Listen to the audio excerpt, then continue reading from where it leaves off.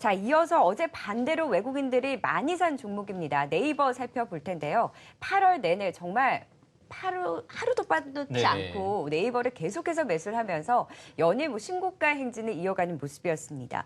네이버 같은 경우는 이렇게 외국인들이 적극적으로 사는 배경은 좀 어디에 있다고 보세요? 우선 카카오하고 상당히 지금 많이 비교를 하고 네. 있습니다. 네. 대조되는 모습을 보여주고 있는 네이버입니다. 최근 들어서 신고가, 52주 신고가를 기록하고 있고, 또한 2014년 하반기 주가 수준까지 지금 올라가 있는 상황임을 볼 수가 있습니다.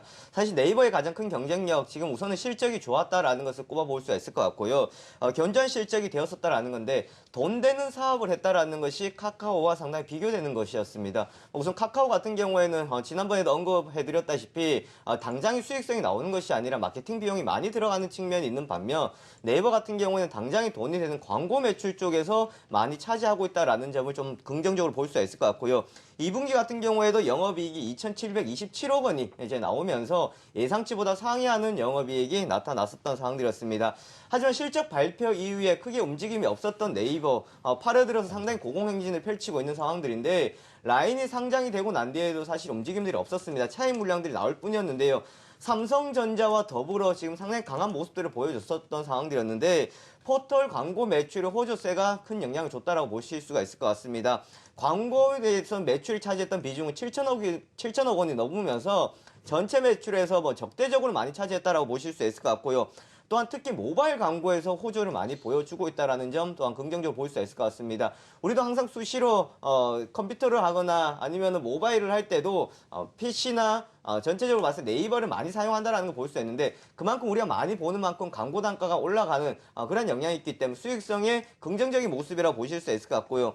해외 광고 매출 역시도 상당히 긍정적으로 나타났다라는 점을 또한 꼽아볼 수가 있을 것 같습니다. 국내뿐만 아니라 해외의 매출 성장률이 90% 이상 넘어섰다라는 것 또한 긍정적으로 볼 수가 있을 것 같고요. 경쟁력이 상당히 좋다라는 겁니다. 전체적으로 가지고 있던 플랫폼도 있겠습니다만은 모바일 검색 시장 내에 압도적인 지금 점유율을 유지하고 있다라는 점을 볼 수 있을 것 같고요. 또한 고효율 신규 상품을 이제 출시한다라는 점 볼 수 있을 것 같은데 또 추가적인 우리가 봤을 때 스노우라는 어플을 많이들 알고 계실 겁니다. 지금 다운로드가 상당히 많이 늘어나고 있다라는 점 볼 수 있을 것 같고요. 지금 8월달 기준으로 해가지고 한 6천만 명이 지금 다운로드를 받았다라는 소식을 볼 수가 있을 것 같습니다. 그만큼 많은 다운로드가 됐다라는 점은 앞으로 제2의 라인이다라고 이야기가 나올 정도로 경쟁력을 갖추고 있다라는 것을 보시면 될 것 같고요. 라인 상장을 통해서 지금 현금성을 많이 가지고 있습니다. 이것을 앞으로 M&A 투자를 하겠다라고 밝혔었는데 특히 이해진 의장이 밝혔던 것은 인터넷은 한순간에 변해버리고 좋은 것이 있다 그러면 그쪽으로 다 옮겨가 버리기 때문에 빠른 기술 투자, 기술력이 있는 기업들을 M&A 하면서 성장하겠다라는 앞으로의 전략도 구사하고 있다는 점을 또한 긍정적으로 살펴볼 수 있었을 것 같습니다. 자, 다음으로는 한국정보인증도 살펴보도록 하겠습니다. 이 생체 인식, 이 시장에 대해서 굉장히 확대가 되면서 이 부분에 대해서 모멘텀이 계속해서 부각이 되고 있는 것 같아요. 좀 어떻게 보고 계세요? 지금 갤럭시 노트 7 때문에 상당히 뜨거운데요. 지금 또 뜨겁게 배터리 이야기 나오면서 공급 지금 전체 이통사에 지금 판매가 중단되었다라는 소식도 있습니다. 네. 하지만 생체인식 같은 경우에는 앞으로 보더라도 상당히 성장률이 뛰어난 쪽이기 때문에 우리가 관심을 가지고 보셔야 될 것 같은데 한국정보인증 같은 경우에는 공인인증서를 의무적으로 사용한다라는 걸 폐지를 시키면서 사실 우려감이 많이 감돌았었던 상황들이었습니다. 하지만 위기를 지금 기회로 바꾸고 있는 기업이라고 보시면 될 것 같은데요. 가장 큰 수익성은 법인용 법령 공인인증서를 발행을 하면서 수익성을 나타냈던 기업이라고 보시면 될 것 같습니다. 하지만 공인인증서가 지금 완전히 폐지가 되지 않았다라는 점을 보실 수 있을 것 같고 또한 거기다가 생체 인식 서비스로 확대되었다라는 점을 긍정적으로 살펴볼 수 있을 것 같습니다. 특히 카드사들은 최근 들어 뉴스 나온 것을 보셨다시피 생체 인식 결제 도입을 통해 가지고 이전에 번거로웠던 것을 좀 간편하게 해결한다라는 것을 볼 수 있을 것 같고요. 거기다 삼성페이 본인 인증 서비스를 진행을 하고 있는 상황들입니다. 지금 이런 번거로움을 좀 편리하게 간다라는 거 거기다가 지금 보급률도 많이 높아지고 있다라는 점을 긍정적으로 볼 수 있는데 현재 매출액은 상당히 좀 미비한 상황입니다. 역시나 앞으로에 대한 기대감이라고 보시면 될 것 같은데요. 결제 건당 일정 수수료를 받는 상황들이기 때문에 많은 가입자들이 있고 많은 결제가 이루어지면 이루어질수록 수익성이 상당히 좋아질 것이다라는 긍정적인 부분 볼 수가 있을 것 같습니다. 거기다가 지금 전체적으로 봤을 때에 앞으로 생체 인식 시장은 2020년까지 60% 이상의 성장을 기록할 것이다라는 것을 또한 보실 수 있는 상황들인 만큼 앞으로 성장성 상승을 기대를 할 수가 있겠고요. 또한 추가적으로 지난번 한번 나왔던 뉴스가 자율주행 트럭 상용화 기대감에 좀 움직임들이 나타냈었던 상황들이었습니다. 가장 컸던 부분들은 물리혁신 방안 7대 유망 서비스업 집중 육성을 한다라는 소식에 좀 강세를 나타냈었던 상황들이었는데 자율주행차 인증서를 발급하고 이것을 개발하는 것에 한국 정보 인증이 포함되어 있다라는 점이 좀 시장에서 어필이 되었다라는 것을 볼 수가 있을 것 같은데요. 최근 들어서 우선 움직임을 좀 봐야 될 것 같습니다. 상당히 좀 많이 내려왔다가 이제는 전체적으로 추세를 돌려 세워주고 있는 상황에서 사실 중소형주, 소형주가 좀 주춤한 상황에서 시장에서 크게 빠지지 않고 지지를 받고 있다는 것은 상당히 긍정적으로 바라볼 수 있을 것 같은데 단기적인 박스권을 돌파하는 시점, 즉 현재 시점이 상당히 좋은 접근 전략으로 세워보시면 좋을 것 같습니다. 능률 교육까지 살펴보도록 하겠습니다. 정부가 디지털 교과서를 2018년부터 보급한다라는 소식이 상승 모멘텀으로 작용을 하면서 어제쯤 좀 강한 상승을 보였는데요. 이런 이슈 계속해서 좀 주가 상승을 이끌어 나갈 수 있을까요?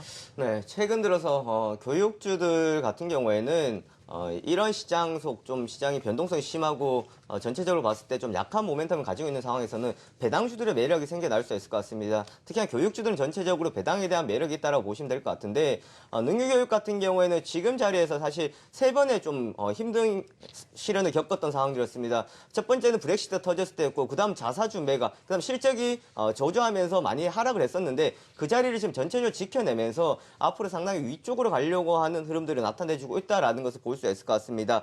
우선은 디지털 교과서 보급에 따른 가장 수혜주다라는 것을 볼 수가 있을 것 같고요. 2018년부터 도입된다라는 거 우리가 살펴보시면 되겠고요. 그리고 검정 인증 교과서 시장이 확대가 된다라는 점입니다. 이전 같은 경우에는 국정교과서에 대한 축소가 되면서 앞으로 좀 전체적인 교육에 대한 패러다임의 변화가 생겨난다라는 것을 볼 수가 있을 것 같고요.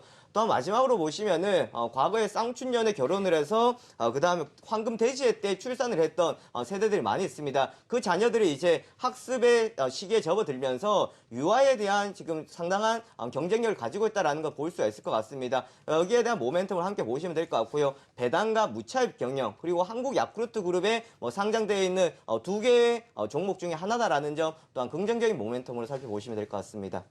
자, 김영철 대표님께서는 이렇게 좀 답답한 장에서 어떤 전략 좀 세워주실 수 있을까요? 연기금이 매수하는 종목은 삼성전자입니다. 네. 그래서 그만큼 대형주만 움직이고 있었던 삼성전자만 움직이고 있었던 상황이었는데 앞서서 말씀해 주셨던 것처럼 저는 어제 코스닥의 마지막 아래 꼬리를 우리가 좀 봐야 될 것 같습니다.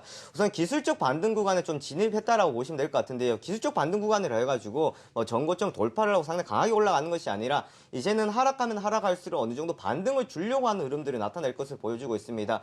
사실 지수가 많이 올라가서 가격적인 부담은 생길 수도 있겠습니다. 하지만 그만큼 외국인들이 지속적으로 매도가 나왔던 상황이었고 시장이 어떻게 보면 힘든 시절을 겪고 왔었던 상황들이었기 때문에 심리가 무너지는 이때가 오히려 기술적인 반등을 우리가 보셔야 되는 시점인 것 같고요. 가장 큰 악재는 불확실성이다라는 겁니다. 미국 금리 인상 하든 안 하든 거기에 대한 여러 가지 이야기들이 나올 수 있기 때문에 불확실성이 지금 시장을 좀 덮고 있다라는 것을 살펴보시면 될 것 같고요. 급반등보다가는 좀 기간 조정을 거치면서 가는 흐름을 보시면 될 것 같습니다. 단기적인 어느 정도 지지라인을 거쳐가고 있는 상황인데요. 여기서 추가적으로 떨어진다 그러면 특히나 코스닥 같은 경우에는 어느 정도 언더슈팅이 나올 것으로 예상이 되고 있습니다. 사실 어제 시장 분위기 초반에 좋지 않았습니다. 하지만 오히려 엊그제의 분위기보다 어제의 종목들의 분위기는 크게 나쁘지 않았다라는 것을 봤을 때에 이제는 단기적인 자리에 와 있다라는 거 좀 참고하시면 되겠고요. 이럴 때일수록 종목을 접근하실 때에 오히려 짧은 전략보다는 긴 전략으로 가실 때는 화장품주나 아니면 OLED, 배당주 쪽으로 접근하시는 전략이 좋을 것 같습니다. 네, 우려가 큰 코스닥 시장 어제 그래도 좀 낙폭을 줄이면서 마감하는 모습을 보면서 좀 기술적 반등이 기대된다라는 의견을 주셨습니다.